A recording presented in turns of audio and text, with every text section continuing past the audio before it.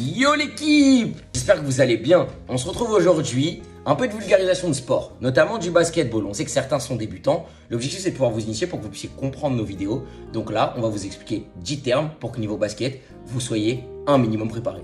Pour le premier terme, on va parler d'un terme qu'on peut souvent entendre en street basket. Quand un joueur subit une faute et qu'il marque, c'est le terme du N1. Explication toute simple. Si le joueur a marqué son panier mais qu'il a subi une faute, les 2 points comptent pour son équipe et il a le droit à un lancer franc pour pouvoir ajouter un point supplémentaire à son équipe si le lancer franc est marqué. Deuxième terme, un terme que vous allez entendre aussi assez souvent, c'est le airball. Le airball, c'est quand un joueur va tirer, qu'il va rater et que la balle ne va ni toucher l'arceau, ni la planche, c'est-à-dire qu'elle ne va rien toucher. Comme sa signification l'indique, c'est une balle dans l'air, tout simplement.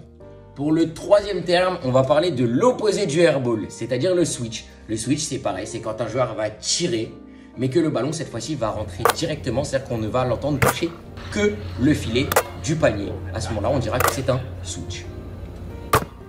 Quatrième terme, le alley-oop. Le alley-oop, qu'est-ce que c'est? C'est quand un joueur fait une passe à son coéquipier et que ce même coéquipier va récupérer le ballon directement en l'air pour marquer le panier. À ce moment-là, on dira que le panier marqué est un alley-oop.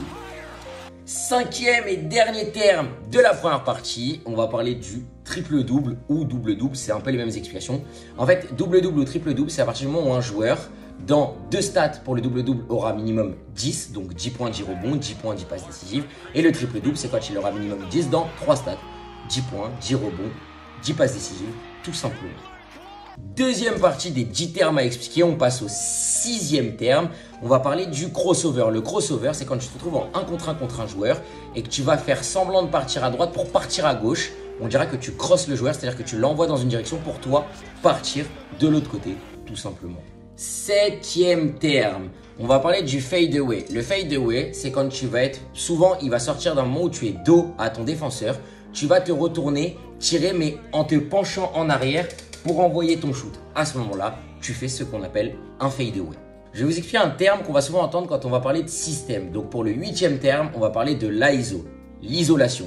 C'est quand on va demander au joueur qui porte le ballon de faire écarter ses coéquipiers pour qu'il se retrouve en isolation, c'est-à-dire en 1 contre 1 avec son défenseur. C'est ce qu'on appelle l'ISO, c'est un système particulier. Pour le 9e terme, on va pareil parler d'un système particulier, le système qu'on appelle le pick and roll avec une variante qu'on va appeler le pick and pop. C'est quand le meneur ou en tout cas le joueur qui a le ballon va demander à un autre joueur de venir poser un écran, c'est-à-dire de venir bloquer l'un des deux côtés de son défenseur. Pour le pick and roll, c'est quand le joueur possédant le ballon va partir. Le joueur qui a fait l'écran, une fois qu'il aura fait l'écran, va se retourner pour glisser. À ce moment-là, le joueur ayant le ballon va lui lâcher le ballon pour qu'il puisse aller marquer. Et pour le pick and pop, c'est le même début, sauf qu'au moment où le joueur va passer l'écran, le joueur qui faisait l'écran va reculer, il va lui sortir le ballon pour qu'il puisse tirer à 3 points. 10e et dernier terme de cette première partie de la série vulgarisation du sport sur le basket, on va parler du fast break. Le fast break, c'est quand ton équipe va récupérer le rebond en défense et va chercher à contre-attaquer. Tout simplement, le fast break, c'est pour dire contre-attaque.